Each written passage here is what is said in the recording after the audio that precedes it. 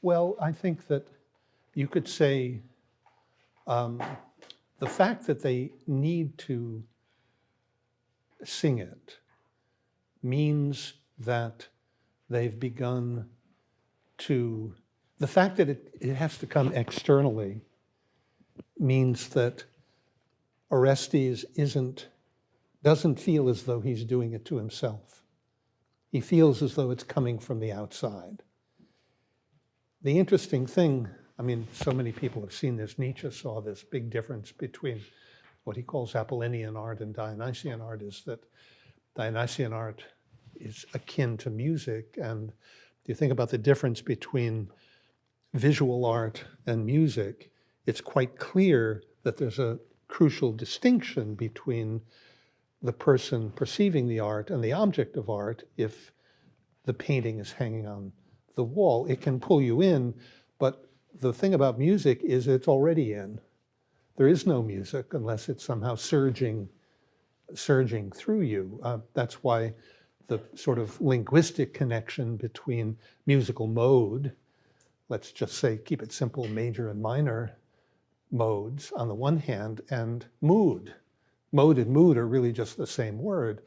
And it's not an accident that a minor mode throws you into a certain kind of mood, or you choose a certain kind of song because you're already in a certain kind of mood. There's something more internal about music. It runs through you in a way that it's much more difficult for visual art, which is always an object in some way separate from you in a way in which music can't be. It's important that it's a song, but then having just said what, Nietzsche makes a distinction between Apollonian art and Dionysian art, and Apollonian art is more connected to the classic arts, music on the one, sculpture and painting on the one hand, and Dionysian art ultimately with music. But then it turns out that Nietzsche wants to say, well, I've chosen these two gods because one is the god of drunkenness and revelry, and the other one is the god of light and form and order and so on. So it looks as though there's this fundamental distinction between the two. And yet, by giving Dionysian art a name and identifying it, and that name actually turns out to be one of the 12 Olympian gods, if the youngest and the most, the strangest, you could say, Dionysus, still an Olympian god. And in the book that Nietzsche writes about this in, he makes it clear that the Olympian gods are the greatest creation, the greatest invention of Apollonian art. So the very characterizing, the typing of a certain kind of art as Dionysian has already made it sort of Apollonian. Now, what does that mean? That's just what I was talking about earlier when this question of the mother came up. The difference between your feeling for your mother, inescapable, whether you love her or hate her or both or what, but it's your mother. The minute you make it a principle, thou shalt honor thy father and mother, well, then it's the mother. And what was previously, you could say, Dionysian has turned into something Apollonian. So I think that the binding song is something like that. It's meant to be a song. It's meant to get inside Orestes. It's meant to be something like the feeling of guilt that consumes you when you've done something that you think is wrong, on the one hand. And on the other hand, the fact that it comes from the outside, the fact that they have to sing it, the fact that they know that they have to sort of capture him with it, bind him with it, means that it's already a lost cause. It's already, quote, to use a Nietzschean distinction, Apollonian. It's not Dionysian because nothing that you can point to in this way outside is Dionysian, although certain things like the Furies and the binding song have a Dionysian element. There's something in them that is meant to point to that. Okay, so let me try to bring some things together. So we want to finish it for today's Wednesday, right?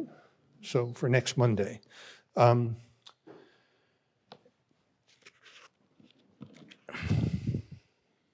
The Furies, and this is back to Rachel's question. The Furies are divine agents of decay, of justice, of right, of punishment. It could mean any of those things. But prior to Aeschylus, they only appear as likenesses, decaying, in the manner of, like, just as, like gorgons, like snakes. Now, this has something to do with the fact that they are, at line 416, they call themselves daughters of night. They're dreams. That's what an offspring of night is. Clytemnestra comes to them as a dream in order to be their fury. So the Eumenides is the story of what it means to externalize them, give them a being of their own. It's the story of a dream come true. At the same time, the Oresteia as a whole, and in particular the Eumenides, the trilogy as a whole is about old female versus new male gods. So the appeal to Gaia, the mother of all mothers, by the prophetess, is an attempt to cover up the war among the gods. So she attempts to, contrary to the standard understanding, to imply that Apollo got the oracle at Delphi peacefully as a matter of course. It's almost growth that she's describing, this a growth with no obstacles, sort of put a seed in the ground and it grows up peacefully and without any conflict. Now, the appeal to the female is throughout an appeal to nature. The Furies are guilty in the Paradox because they haven't lived up to their nature as Furies. Agamemnon, we're told, acted contrary to his nature as father when he killed his daughter. Orestes acted contrary to his nature as son when he killed his mother. But Agamemnon was not a husband by nature. So Clytemnestra didn't act contrary to her nature when she killed him. So Orestes moves from being a source of bitterness to Clytemnestra to being a source of bitterness to all parents. That's on line 240. You can see that as, not line 240, but page 240, line 511. You see that especially, we get this. Is that what Oh, throne of the Erinyes. Thus I think, shall a father or a mother, newly smitten, make lament because the house of justice is falling. Even had we not seen the way his crime gets generalized to murder, this would be enough to mark a crucial change. It's a universalizing of the principle of natural ties. To repeat what I said earlier, it's not I love my mother, it's thou shalt honor thy father and thy mother. But then this law, honor the mother, would become the true bond of the family and not the nature that it's supposed to describe. So you could say law only exists when it's possible to disobey it. That's why you got to be, when you're, some of you, maybe most of you will eventually be parents, be very, very careful what you tell your children not to do, because you run the risk of introducing to them the possibility that they might do it, which they wouldn't have thought of if you hadn't said, no, don't do that. The law always presents itself as the way things are, but in fact, it only arises because of the possibility that things are not that way. So the interesting thing about honor thy mother is it's very different in form from I love my mother. It's an injunction. It's something you ought to do, which announces to you simultaneously the possibility that you might not do it. So if the law now becomes the reason for obedience, then the natural ground for the law, which is the relation between mother and child here, has been replaced already. You've been told there's a law, there's an injunction. This is what you, so that's what's telling you to love your mother. It's not that, oh yes, of course, I love my mother. So as nature gets legalized in the Oresteia, the female principle gets masculinized. And so you get Clytemnestra, the manly woman, and you get Athena, the woman who's born only of men, of a man. Now, prior to the existence of law, the Furies are themselves in a peculiar position. So the structure of the binding song implies that they are in some way caught between freedom and necessity. It's their nature, their lot, and the word comes up constantly, laches, or fate, moira. They're born to their role. That's in the first strophe. But then in the second refrain, they also claim to choose their role. So what does that mean? We noticed that the binding song was itself meant as the punishment inflicted on those it bound.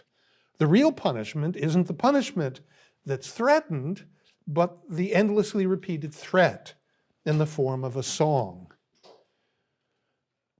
But this is to say that guilt is essentially self-imposed. It's free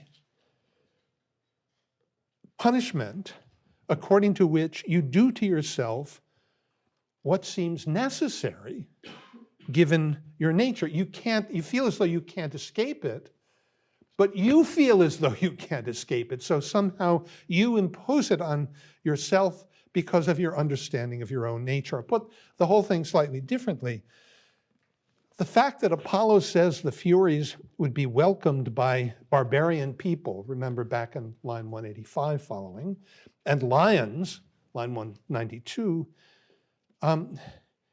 means that there are some who would not be repulsed by them.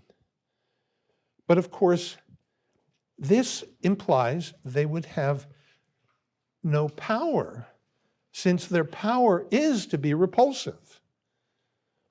So the Furies are feared only where there is a sense of shame at doing certain things. If they were at home, if they were domesticated, if they fit in, they would disappear. And accordingly, we're told, line 249, they range over the whole earth. They don't have a home. They can't have a place, a lot. Greek has the same double entendre that we have in English. The lot, one's lot is in a way one's fate, and it's also what you build your house on. So when Athena offers them a place, she has in effect offered to make guilt respectable, make guilt honored, but somehow without destroying its power. That's the puzzle of the whole play. Can guilt be pushed into a place of honor without destroying it? Because you'd think, my God, guilt is terrible. I want to avoid it at all costs. You don't think that you're not proud of the fact that Athens is the home of guilt. So when she finally offers them a place, when they accept her offers, she gives them, is line 260, line 898 through 91, she offers them gamaros, which is a compound of Gaia and moron, or moros, you could say, a part of the earth, a place of ground. So a lot, you could say, of earth. They're going to accept her offer, and it's important for us to figure out what that means, what exactly that means. Okay, so Athena finally enters, line 397 through 314. We get a lot of talk about her land, her place, which means both Athens, on line 406, it's called her earth, her chthonios, and her lot, her lachos, at Troy. Now, they have just finished, we saw last time, calling attention, if you look at the translation changes I made last time at page 228, 230, and 231, they have just finished calling attention to their lot, to their lache. She comes in wearing the aegis, that is the shield that Athena has that bears the severed head of the Gorgon Medusa. They, of course, have been repeatedly likened to Gorgons, so they see a certain kinship with her. But she doesn't recognize them at all. It's worth looking at page 234 to see how clear that is, that she doesn't know who they are. And as I look on this company, new to the land, I feel no fear, but wonder sits upon my eyes. Who are you? I speak to all in common. So she doesn't have any idea who these creatures are. She also doesn't recognize Orestes. They then address her, and she questions them. If you look at 234 at the bottom, you shall learn all briefly, daughter of Zeus. Remember back to Libation Bearers 949 on page 168, where this is given as the etymology of Dike, the daughter of Zeus, Diakoros. So how do they know who she is? They haven't seen her either. Well, the statue, there's a statue in the temple, wooden statue that Orestes has his arms wrapped around. So do they recognize Dike from a likeness, a Dikane? Or, well, they know they're in Athens and she's the only god there. So this is her place, so they know her from her place. Anyway, the goddesses without a father, they're the daughters of night, introduce themselves to the goddess without a mother. Now, we are told at 238, page 238, it's line 415. Have I got that right? Yeah. Hold on, I think I got it right. No, it's 235, I think I want. Yeah. Right after the passage about daughter of Zeus. You shall learn all briefly, daughter of Zeus, for we are the eternal children of night, and change this. We are called curses in our home below the earth. So they identify themselves, they say they are the daughters of night. They're called curses. So by making a distinction between what they are and what they seem to human beings, they open up the possibility that existing in their own right and not as called up by men as curses, they could exist as other than curses. And therefore they claim as their office, as their honor here, not pursuing matricides, but those who have killed anybody they drive out of their homes. This is where we're told that, where they tell us that they simply pursue murderers, anyone who has killed anyone else. What do they say about matricide? They say the very doing of it is unjust. The motive to kill the mother is unjust. On 235, yes, he thought it right to become his mother's murderer. And then Athena says, was there no other constraint that made him go in fear of wrath? And they say, why, what spur is there so keen as to drive to matricide? So you can't, there's nothing that could justify killing the mother. They're creatures of seeming for whom the seeming is the reality. And therefore, Athena says, don't they make a distinction between being called right and being right? That's on the following page, on 236. You wish to be, change the text, reputed to be just rather than to so act. Now, accordingly, they assume Orestes won't swear an oath because for them, to swear righteously is to be right. They don't understand that Orestes could grasp Athena's statue, trust in right, without knowing that he acted rightly. Or you could say, they don't yet see the possibility of separating the content of right from the form of right. That is, they don't yet see the possibility of the jury system. So on 236, we get this. Would you commit to me the settlement of the charge, of the guilt, of the idea? Surely we reverence you as worthy and of worthies. So are they intrigued? They seem to do it on the basis of her parentage, that once again, that they'll trust her because of her genealogy. So at this point, Athena turns to Orestes. She mentions Ixion. It's a very strange example.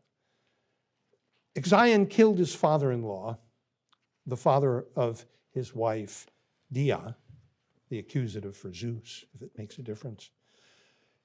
He killed his father-in-law and was refused purification by human beings. So Zeus took pity on him and brought him up to Mount Olympus, where Ixion promptly tried to seduce Hera. As punishment, Zeus put him on a wheel in Hades and tortured him forever. So Athena's example seems to suggest that Orestes is actually guilty, if he has anything in common with Ixion. Orestes, in reply, says, I'm really not like Ixion. I've been purified everywhere I've gone. I'm from Argos, I'm Agamemnon's son. In other words, I'm the source, or my father was the source of the lot you just received when you were off in Troy. My mother killed him. Apollo told me I would suffer if I didn't kill her, so I did it. You judge. So he asks her. She doesn't ask him the way she had for the Furies. Athena then says, this is too tough for mortals. This is too tough for mortals to judge. In other words, Clytemnestra had to be wrong to judge on her own, and Orestes is correct. And I, a goddess, can't even judge. Therefore, Apollo is not justified in what he did, and so the Furies are correct. So she states the problem very clearly on page 238, line 472. The matter is harder than any mortal thinks to judge of. It is not right, themis, a divine kind of right, even for me to decide a trial, a dikos, for murder that brings down sharp or fierce wrath, all the more since, disciplined as you have been, you have come a suppliant, pure and harmless, to my house, and in spite of all, the city has no reproach against you, and I adopt you. So, who can judge when wrath is sharp? And then before the Furies ever make the threat themselves, she says that if they lose, they will infect the earth, the place. We don't quite know what she means. The second stasimon seems to be the answer to what she means. And the creation of a jury is meant to be her solution to the problem posed in the second stasimon. Now, the second stasimon has 4 strophic pairs. The whole thing runs from 490 to 565. It's relatively short. In the first system, the first strophe suggests that if Orestes gets off, everyone will feel free to kill parents. And if this is possible, then anything goes.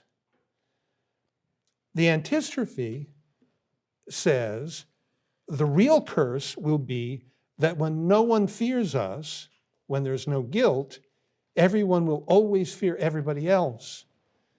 Without guilt, human beings are barbaric. Civilized life is impossible. The second system, the strophe, says, no father or mother can call for justice, can call for the Furies, can call on the Furies any longer. The antistrophe says, that shows you that awe, terror is good at times. It's an interesting word, todenon.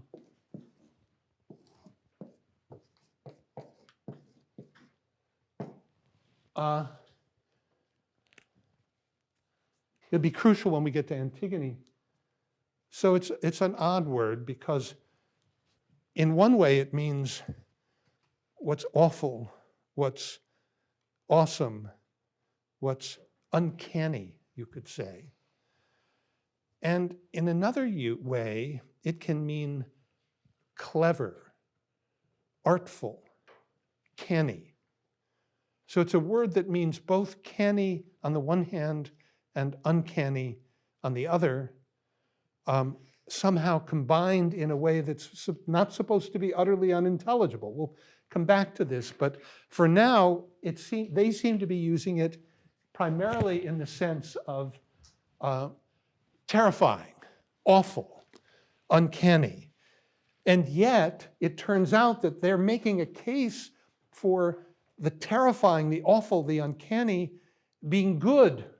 You need it because civilization is impossible without it, because if people aren't afraid in this way, then they'll do whatever pops into their head. So it's also clever. You need something, in other words, to back up the law. Third strophic system, the strophe tells us that therefore there's a mean is necessary between anarchy on the one hand and despotism on the other hand. You could say between utter freedom and utter necessity, between Apollo in the room, turning us all into perennial children, or Apollo completely outside the room, in which case there's nothing to be afraid of at all, and we're essentially perennial children. So the strophe tells us that this mean between anarchy and despotism is necessary. Health of mind involves ruling yourself by way of fear of us. And so in the antistrophe, let's read it on 241, we get this. In all things I tell you, must you reverence, feel shame before the altar of justice. Dishonor it not at a glimpse of profit, kicking it with impious foot, for a penalty shall be exacted. Feel shame. Fourth system, the strophe tells us, doing the just freely is happiness. And the antistrophe tells us, if you don't do it freely, you will of necessity suffer, although as usual, punishment is indicated in the punishment you will suffer is indicated in a long, in this case, a sailing metaphor. So the second Stasimon summarizes what the Furies have learned so far. Terror is good to sit in watch over the mind, but it can't become tyrannical. Complete enslavement makes you miserable. Complete anarchy leads to destruction, which makes you miserable. Terror has to be softened so that it is possible to feel, to be just without compulsion. This leads into the third episode, the trial. First, Athena comes back. She makes it clear that this is an excuse for establishing jury trial, she says, line 571, for all time. Now, Apollo, you notice, comes in both as a witness and as an advocate, 576, 579. Athena lays out the proper order of a trial. The accuser, the punisher, the prosecutor goes first to establish what's at stake. So look at 245 at the top. Literally, the mythos, the story, the myth, the word is yours, for I bring on the case, the decane. For the prosecutor, I mentioned this to you last time, the word literally here is diokon, and it means prosecutor, but it also comes from the verb that means to chase, to pursue. The pursuer should first tell all from the beginning and should rightly explain the matter. Then the Furies examine Orestes. They seem to have a very coherent argument.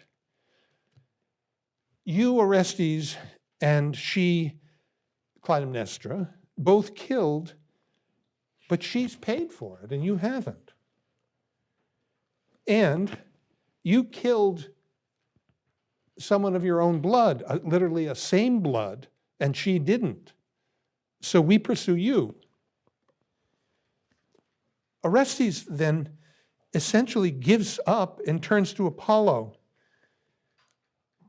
And in establishing his credentials, Apollo makes it clear that he always, on 247 now, he always speaks for Zeus. I bid you understand how mighty is this just plea and comply with the design of my father, for an oath has not greater power than Zeus. Which means I speak for Zeus here as well. And therefore, everything he says is an implied threat. Now, he's specifically, we get on 247, I'm sorry, I reversed the order. Never have I spoken on any mantic throne words touching a man or a woman or a city which had not been ordained me by Zeus, father of the Olympians. I bid you understand how mighty is this just plea and comply with the design of my father, for an oath has not greater power than Zeus. He specifically suggests that they should worry more about Zeus than about the oaths that they have taken to Athena. So what's his defense of Orestes? Agamemnon was a king. He was a great man. He was killed by a woman in a womanly way. the Furies reply with an account of how Zeus himself bound Kronos in the same womanly way that Clytemnestra bound Agamemnon.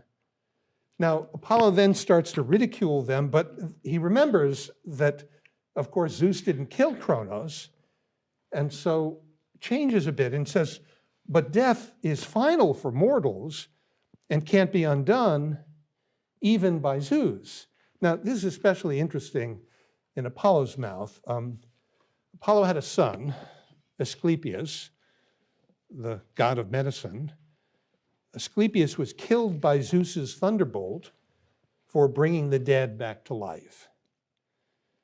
Apollo, in anger, takes vengeance by killing the Cyclops, the son of Poseidon, and Zeus banishes him from Olympus for 9 years, during which time he tends the flocks of a man named Admetus, and ultimately devises a way for Admetus to avoid death if he can get someone to die for him. Euripides wrote a tragedy about it called Alcestis. That's Admetus' wife who finally agrees to die for him. Now, all of these episodes are called, I'm not simply importing them. If you look on 255, it's clear that we're meant to think of them because the chorus at one point say, such were your actions in the house of fairies also. You persuaded the fates to make mortals not liable to die. They're in a way pointing to the whole affair that got Apollo in so much trouble.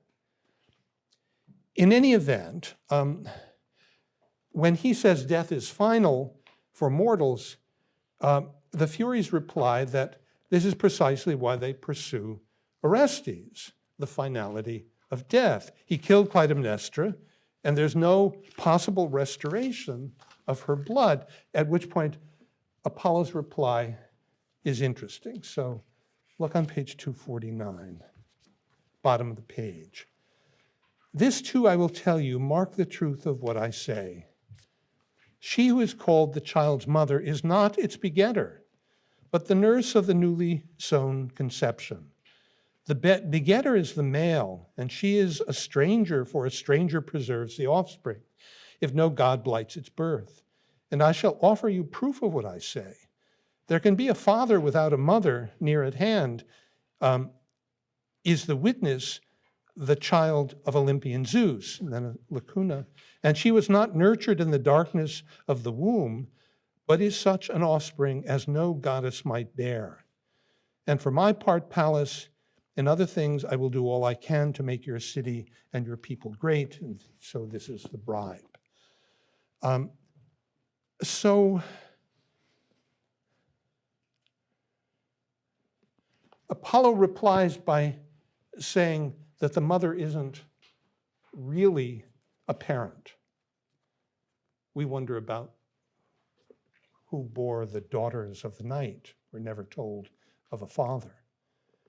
Now, this strange argument about the non-blood tie between mother and child doesn't actually in any way undermine the previous argument. Clytemnestra still can't be restored to life. So shouldn't Orestes pay for the murder as murder, even if not as matricide? Underneath all of this, the serious argument is a threat. If Zeus wants, he can cancel the Furies altogether by eliminating women. And Athena is the proof. Apollo then turns to Athena and offers her and the juries a bribe. So on the whole, you could say, you look at this passage, and the Furies, for all of their craziness, seem to present a much, much stronger argument than Apollo. Okay, what happens now? Athena instructs the jury. It starts at 681. Hear now, my Thesmon, my ordinance, people of Attica, you who are judging your first trial for the shedding of blood. In future time also there shall remain for the people of Aegeus forever this council of judges. And this hill of Ares where the Amazons had their seat and pitched their tents when they came in hatred of Theseus with an army, and over against the city raised this new city with high walls. So they sacrificed to Ares, thus giving a name to the rock and the hill of Ares. In this place shall the awe, the sebas, of the citizens and their inborn fear restrain injustice, both by day and night alike. So long as the citizens themselves do not pervert the laws by means of evil influxes, for by polluting clear water with mud you will never find good drinking. Neither anarchy nor tyranny shall the citizens defend and respect if they follow my counsel, and they shall not cast out altogether from the city what is to be feared. For who among mortals that fears nothing is just? Such is the object of awe that you must justly dread. And so you shall have a bulwark of the land and a protector of the city, such as none of humankind possesses. Neither among the Scythians nor in the domains of Pelops, the Peloponnesus where Argos is, proof against thoughts of profit is this counsel, august, quick to anger, wakeful on behalf of sleepers, is the guard post of the land that I establish. This long exhortation I have addressed to my citizens to heed in time to come. But you must rise and take your ballots and decide the decane, the case, the justice, in reverence for your oath. My speech is ended. So first she erases the old myth that the Areopagus was named because of the trial of Ares. So she does something sort of akin to what the Prophetus does at the beginning. She makes it look as though she in a way talks away the competition. She says rather that this hill is named the Areopagus because it was there on this hill that the Amazon sacrificed before they attacked Athens. So once again, the women are erased. She says reverence, sebas, awe, fear, and not doing injustice to kin will hold day and night here, whether observed or unobserved. This purity, in other words, the purity of law, is not to be defiled. So law emerges as the mean between anarchy and despotism. Law is despotic in the sense that it necessitates, but you're necessitating yourself, and therefore it is free in the sense of being voluntary. Notice how completely here she echoes the Furies in the second Stasimon about the necessity of fear and about the necessity of a mean between despotism and anarchy. So don't throw out the Danon entirely. Let the Furies in. Don't take bribes, but let fear in.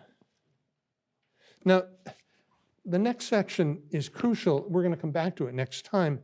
But a couple of things. You get 11 speeches here, followed by Athena's decision to vote for Orestes. So if you agree that there are 11 jurors, and I'll show you why you should in a moment, we get some hint of why the individual jurors may have voted as they did. So if you look at the passages, but mark well, our company might prove grievous for your land. I advise you in no way to dishonor. That's the Furies. They're appealing to fear. And I bid you respect my oracles and those of Zeus, and do not make them fruitless. That's, again, Apollo, meaning to make them afraid. You concern yourself with deeds of blood, though they are not your portion. No longer shall the oracles that you dispense be pure. Fear again. Was my father too mistaken in his purposes when Ixion, he was the first to kill, made supplication? You say it, if I do not get justice, I will address to this land in time to come. I will address a heavy weight to this land in time to come. But among the young gods and the older, you are without honor, the victory shall be mine. Such were your actions in the house of Theres. Also you persuaded the fates to make mortals not liable to die. Then it is not just to do a kindness to him who treats one with respect or reverence or awe, especially in his hour of need. It was you who violated the ancient dispensations, and with wine beguiled the old goddesses. It is you who shall soon, not having an end of justice, and shall spew out your venom with no harm to your enemies. Since your youth is riding down my venerable age, I wait to your justice given in this case, being still in doubt whether to visit my anger on the city. Now, you can go through them yourselves. So what have we got? The jury just went out. While they're out, there's an exchange between Apollo and the Furies. There are 11 speeches. Go through them yourselves. It turns out that I think at least 6 of them invoke a kind of fear. They're threats. Now, that doesn't mean that these are the motives for why the jurors voted the way they did. But if they are, if this is an Aeschylean way of speculating about why they voted as they voted, since you can't do it any other way, they can't talk because they're 2 actors. They're 3 actors and the chorus. That's all you get, right? So they can't talk. So this is a way of raising the possibility that the vote was 6. It turns out to be 6-5 on my account, and the 6 who voted the way they voted not because they listened to the argument, but because they were afraid. So their reasons aren't very good. So what have we got? The trial isn't fair. In what we have, the Furies seem to make the better case.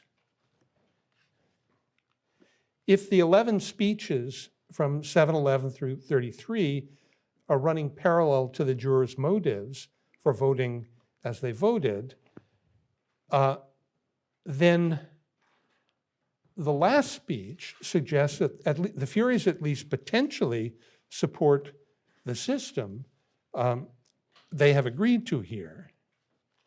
So the question is, why does Athena vote to make it a tie? I'm going to read the passage where she does that to show you that, in fact, she does do it.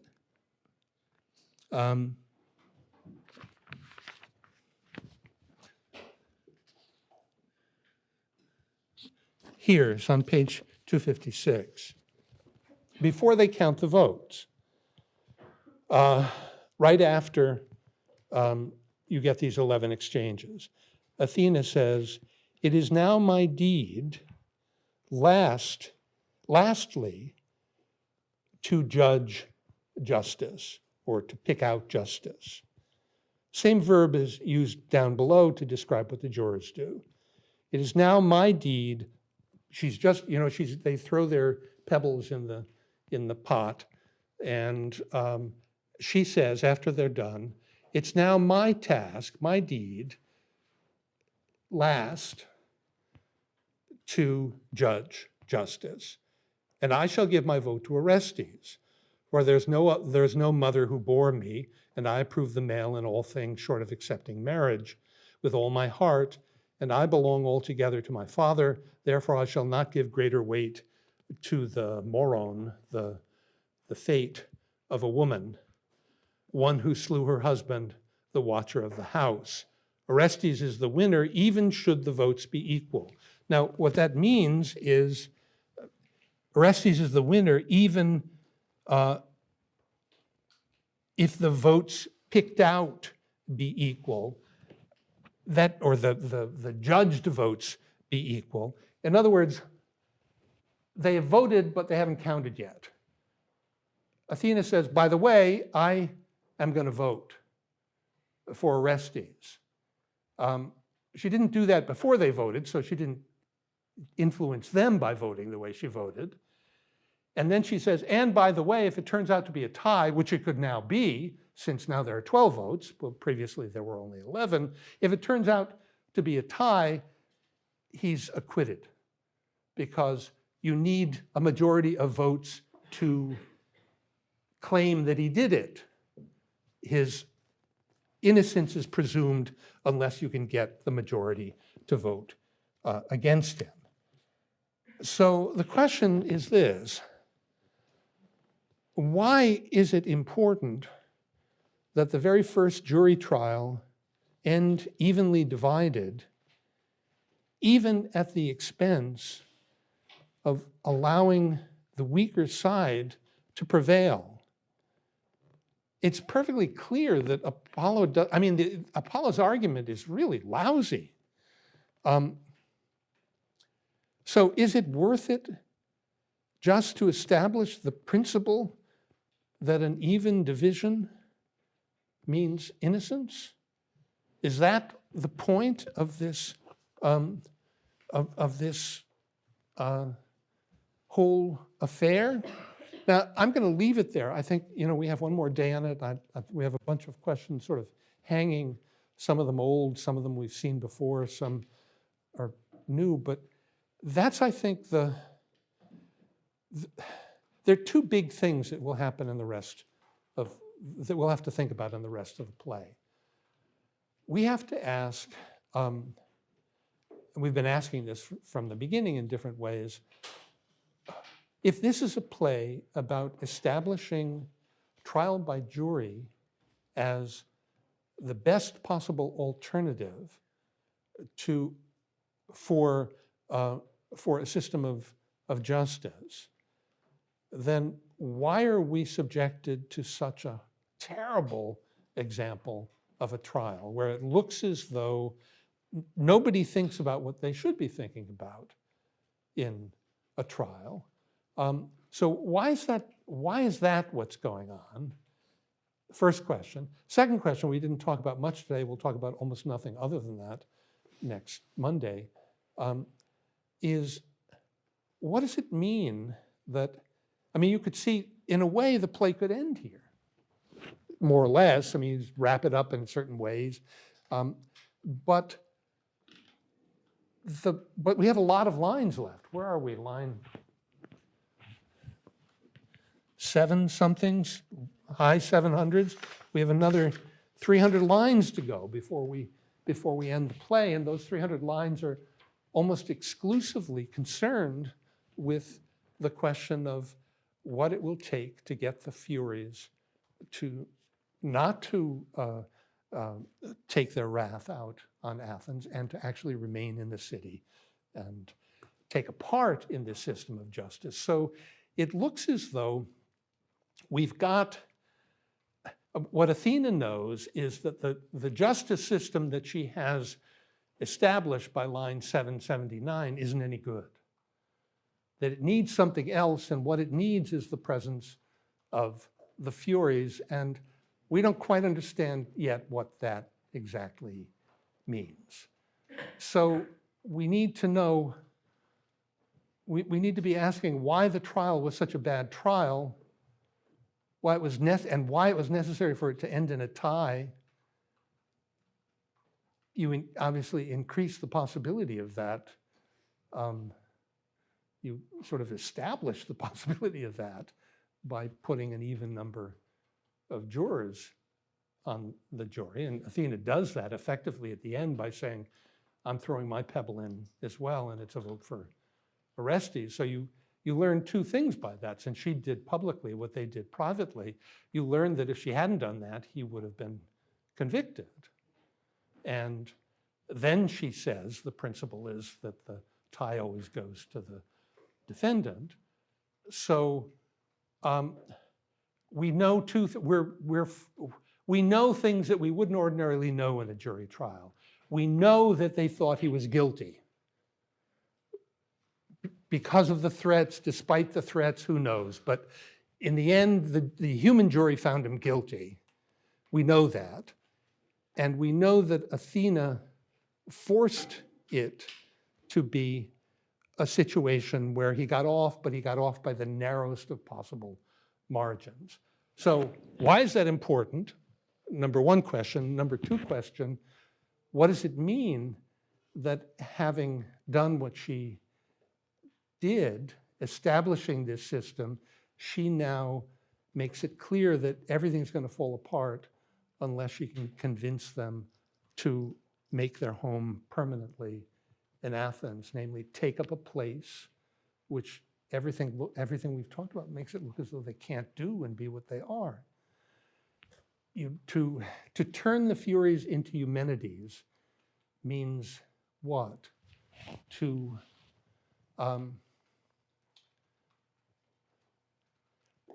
honor guilt. I mean, in a way, that's what the Furies said they had to do, right? That you have to realize, they said, and then Athena just parroted them, that civilization is impossible unless you're terrified of what will happen if you do something bad,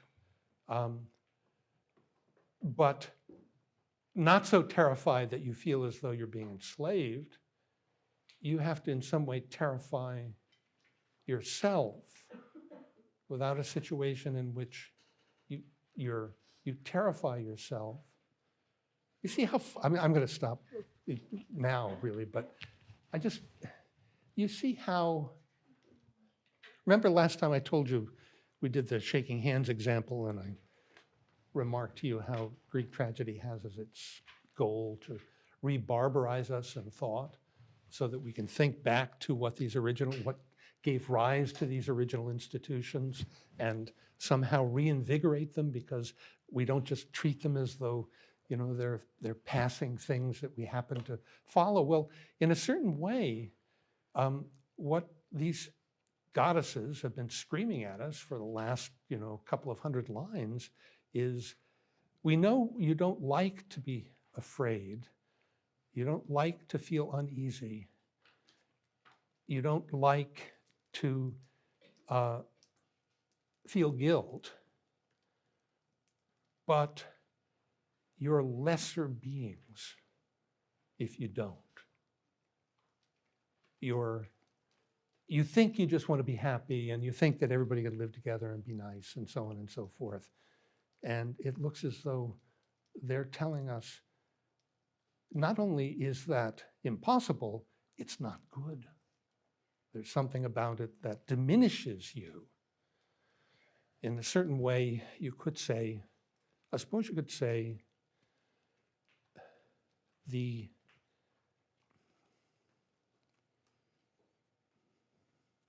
exhilaration that comes when you think that you've done something really freely,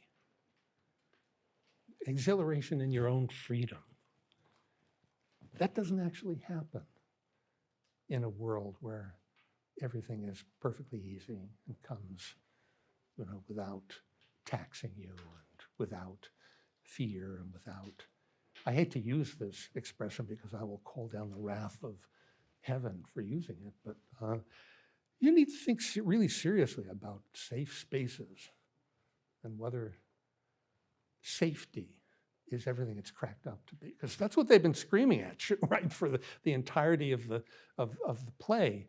Be careful of safety. It's not, I mean, if, you somehow must have known that when you signed up for a philosophy course called the Philosophy of Tragedy. The fact is that what tragedy constantly confronts you with is what's awful. It can't be safe. It's got to put you on edge. It's got to make you feel as though everything's at stake and you don't know what's going to happen to you. So now what we've got is Aeschylus reflecting on, we see the very most practical level. It looks as though he's saying, look, unless people are afraid of the consequences, they're not going to obey the law. They don't obey the law, they won't be able to live with one another, and then civilization will perish. But it looks as though that might be true, but it's also a little shallow. It's not what he's really getting at. Underneath it all, he's in a way not talking about so much about the legal system as about what's so important about tragedy and the experience of tragedy, the sense that's weird. If it turns out that what Athena's plan involves is pulling guilt into the city and giving it a place of honor, isn't it a little bit about like having tragic festivals regularly scheduled, where you see you're forced to look at stories where sons kill their mothers, and you have to sort of figure out. And on the one hand, you find them beautiful and attractive and deep, and you're drawn to them. On the other hand, it's really horrible.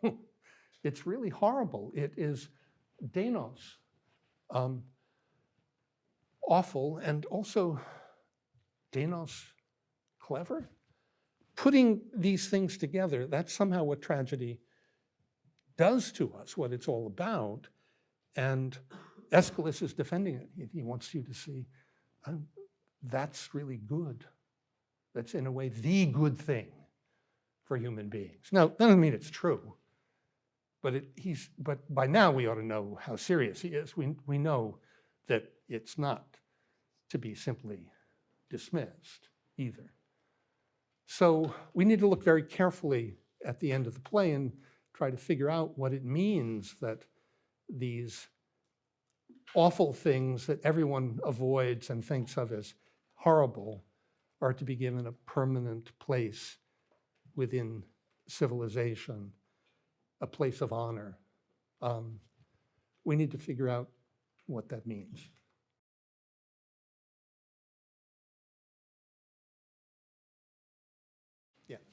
Yeah, and not, as far as we know, the Shakespearean version where they were played frequently by young men whose voices, these are just men.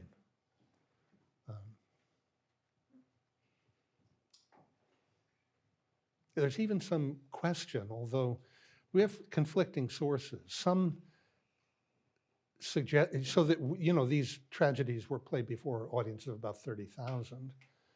And there are places where it looks as though it was exclusively a male audience, but there's specific, in Plato's Gorgias, for example, and I think in the Symposium as well, where Socrates talks about having just the previous night seen Agathon, the tragedy for which Agathon won the prize, before an audience of 30,000 Greeks, and I think he mentions male and female. So it's hard.